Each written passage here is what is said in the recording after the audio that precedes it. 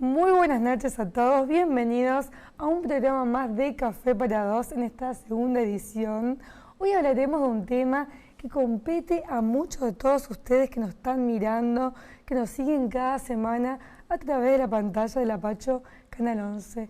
El tema a tratar de hoy es trastornos de ansiedad y para ello, ¿con quién no hablar si no es con la doctora Silvia Aguayo, médica psiquiatra, que nos va a hablar de este tema que es tan importante, que abarca y que se hace protagónico aquí en la sociedad, no solamente formoseña ni argentina, sino a nivel mundial. ¿Cómo estás, Silvia? Bienvenida al programa. Bueno, muchas gracias, Florencia. ¿Cómo te va? Muchas gracias por la invitación. Contanos acerca de por qué en estos tiempos es muy importante que la gente conozca de qué se trata este tipo de trastorno. Bueno, los trastornos por ansiedad últimamente han cobrado protagonismo por el aumento de las consultas que se hacen por algunos síntomas de ansiedad y por otras situaciones tan conocidas como ataques de pánico, pero yo te diría que primero definamos, o sea, vamos a intentar definir qué es la ansiedad. Digamos, la ansiedad es una emoción básica, universal. Todos los seres humanos y en la escala biológica los animales también, digamos, experimentamos esta reacción emocional que nos permite protegernos frente a las amenazas o algún tipo de peligro. Está determinada genéticamente y sirve en la escala biológica para defenderse y para subsistir, ¿no es cierto? Esta ansiedad, entonces, esta reacción emocional, al ser básica y universal, es normal. Ahora, el tema es que cuando esta ansiedad de alguna manera persiste en el tiempo, cuando ya no existe una amenaza o un peligro, y persiste en el tiempo, se hace crónica y genera, digamos, una enfermedad o se hace patológica. ¿Qué tipo de grado de ansiedad hay? Bueno, lo que pasa es que en realidad sí se puede caracterizar, digamos, como una ansiedad de grado leve, moderado, severo, pero también ya estamos hablando en ese caso de una ansiedad patológica. Es la ansiedad que se instala y trastorna la vida cotidiana. Según esa manifestación, tenemos los diferentes diagnósticos, digamos, si esta ansiedad es intensa y es de un inicio abrupto acompañada de otros síntomas, tenemos lo que se conoce como ataque de pánico, digamos, que es un trastorno de ansiedad disruptivo, abrupto, se inicia muy rápido, alcanza un nivel muy elevado de intensidad, generando miedo, o lo que se llama también, se denomina pánico, y se acompaña de otros síntomas, de síntomas cognitivos, que lo llamamos cognitivos por ser, digamos, de la conciencia, donde uno tiene temor a morir, temor a descompensarse, temor a que tenga un infarto, temor a tener un accidente cerebrovascular. Se acompaña de náuseas, también pueden haber vómitos, mareos, vértigos, hormigueos en las manos, en los pies, y sobre todo la sensación está tan displacentera del temor a perder el control y a volverse loco o a morirse, ¿no es cierto? Esto dura más o menos 5 o 10 minutos, y es una crisis abrupta, aguda, y por eso se llama ataque de pánico. Este trastorno de ansiedad, ¿por qué es tan importante detectarlo y tratarlo? ¿Qué síntomas uno encuentra al principio del trastorno y a qué desenlace podemos llegar?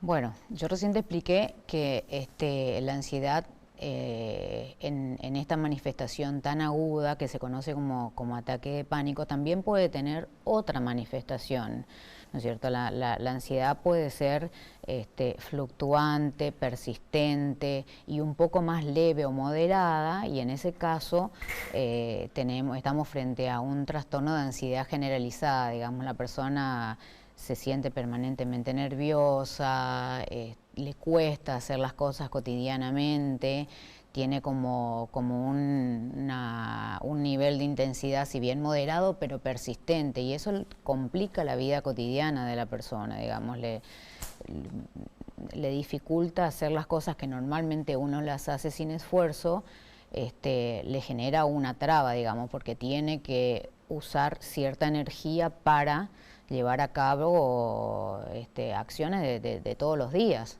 actividades de todos los días. Entonces, digamos, es bueno que la persona, si se siente en algún momento complicada en su vida cotidiana, que no pueda realizar sus actividades normalmente, pueda consultar.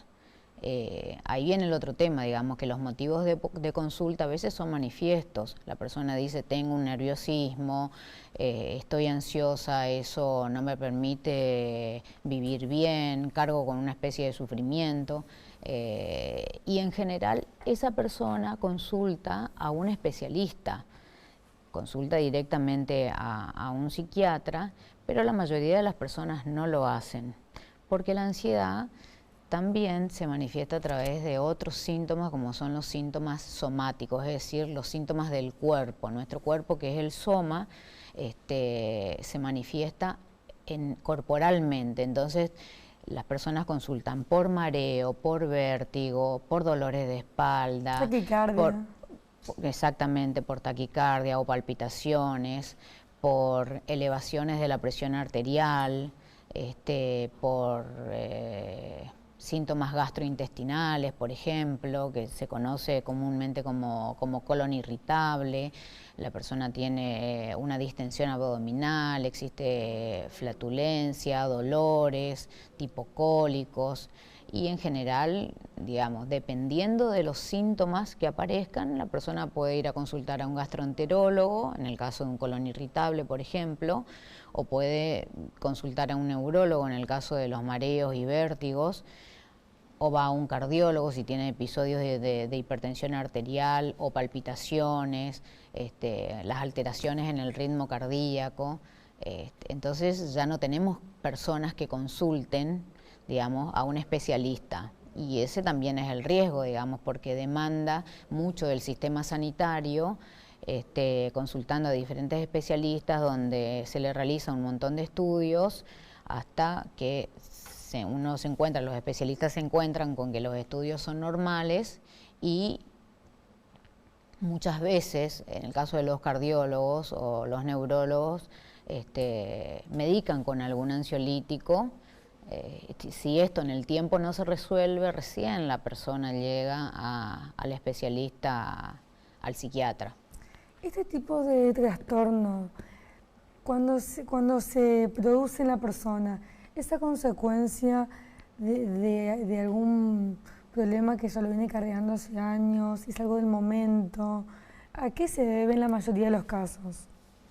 Bueno, recién fuera de cámara estábamos hablando de las causas, digamos, del aumento del trastorno por ansiedad. Ahora hay muchas consultas por ansiedad al especialista, como te dije antes, o a otros especialistas, a otros médicos especialistas en otras áreas,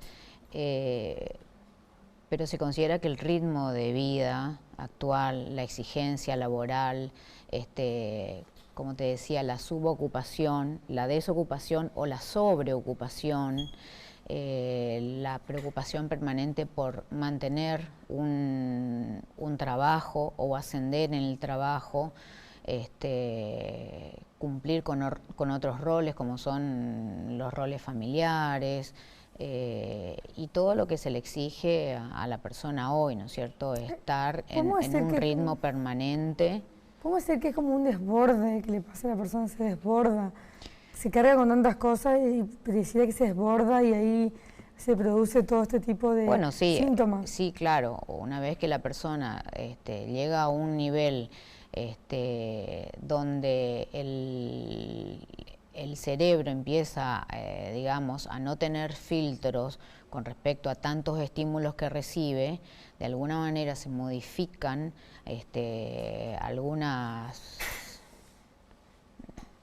algunas reacciones neuroquímicas, digamos, no entraría en eso porque es muy complicado de explicar, es bastante complejo, pero aparecen las manifestaciones de la ansiedad, digamos, con dolor de pecho, palpitaciones, dificultad para tragar, digamos, entonces es como que el cuerpo está mandando señales a la persona para que paren el ritmo que está llevando, ¿no es cierto?